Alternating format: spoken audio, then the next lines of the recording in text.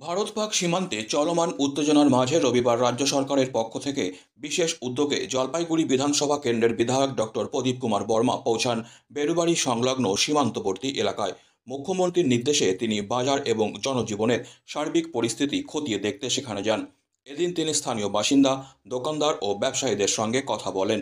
পর্যবেক্ষণ শেষে সাংবাদিকদের তিনি জানান, সংঘাত পরিস্থিতির সুযোগ নিয়ে কিছু অসাধু ব্যবসায়ী বাজারে কৃত্রিম সংকট তৈরি করেন, যা মূল্যবৃদ্ধির দিকে ঠেলে দেয়।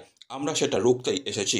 এখানকার বাজার পরিস্থিতি স্থিতিশীল এবং নিয়ন্ত্রিত রয়েছে এবং মানুষ শান্তিপূর্ণ পরিবেশে আছেন। বিধায়ক আরও বলেন, আমরা সবসময় সীমান্তবর্তী সাধারণ মানুষের পাশে আছি, যাতে কোনো সমস্যা বা বিভ্রান্তি তৈরি না হয় সেদিকে কড়া নজর রাখা হচ্ছে। মানুষের দুশ্চিন্তা দূর করাই আমাদের প্রাথমিক লক্ষ্য। এদিনের পরিদর্শনে স্থানীয়দের মধ্যে আশ্বস্ত ভাব দেখা যায়। অনেকে জানান, জনপ্রতিনিধির এই দ্রুত পদক্ষেপ তাদের মনে ভরসা জুগিয়েছে। দাম বাড়লে এখন বাইরে থেকে যদি বেশি দামে আসে তখন আমাদের বেশি দামে বেচতে লাগে। আমরা চেষ্টা না, ওরকম কিছু এখনো পর্যন্ত হয়নি। চালের দাম এখন কমতেছে 2-10 টাকা বস্তাতে। নতুন চাল উঠছে মনে করেন হয়তো কমতেছে, কিন্তু আমরা চাবো যে দামটা না বাড়ুক, মানুষের মধ্যে একটা আতঙ্ক সৃষ্টি না হয়, যে একটু সচেতন থাকতে, যাতে জিনিসপত্রের দাম না বাড়ে, সেই জন্য একটু সচেতন থাকতে। আপনারা তো সদর থেকে পাইকারি জিনিস কিনে আনেন, তো কোনো কি দেখছেন যে জিনিসপত্রের দাম টাম বেশি নিচ্ছে? এখনো কিছু হয়নি, করেনি। লোকজন কি প্রচুর জিনিস কিনতে আসছে, এরকম হচ্ছে? না না, করোনার সময় যেরকম হয়েছিল না না, এরকম এখন এখানে পরিস্থিতি হয়নি। দাম টাম বাড়ছে কোনো কিছু? না, এখনো বাড়েনি, সেরকম কিছু বাড়ে। কি বর্ডার সংলগ্ন বাজার? বাজার কোথায়? এই 1 কিলোমিটার এখান থেকে বর্ডার, 1 কিলোমিটার বর্ডার। এলাকায় প্রত্যেকটা দোকানদারের সঙ্গে উনি কথা বললেন যে দেখেন, যদি ম্যাক্সিমাম বাজার ধরো চালের বস্তার দাম যদি 840 হয়, সেখানে যদি 870 টাকা নেয়, এই জিনিসটা যাতে না হয়। আর আমাদের অন্ততপক্ষে প্রত্যেকটা দোকানকে সচেতন করে দিলেন উনি।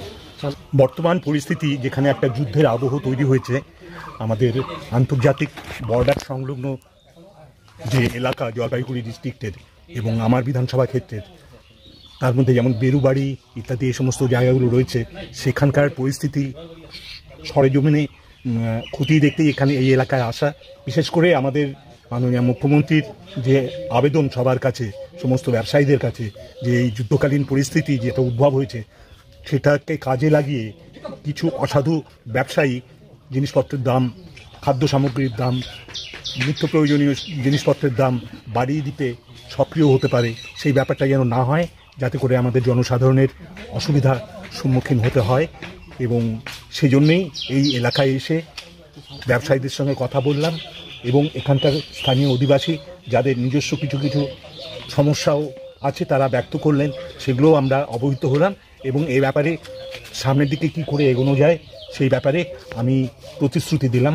এরই সঙ্গে এই বর্ডার সংলগ্ন এলাকার জনসাধারণ যেন আশ্বস্ত থাকতে পারেন, আমাদের রাজ্যের যে সরকার, আমাদের রাজ্যের যে মুখ্যমন্ত্রী এবং আমাদের যে বর্ডার সিকিউরিটি ফোর্স, আমরা সবাই মিলে আমরা অত্যন্ত সতর্ক আছি, সচেতন আছি এবং আমরা কোনোভাবেই আমাদের যে নিরাপত্তা সেটাকে আমরা বিঘ্নিত হতে দেব না।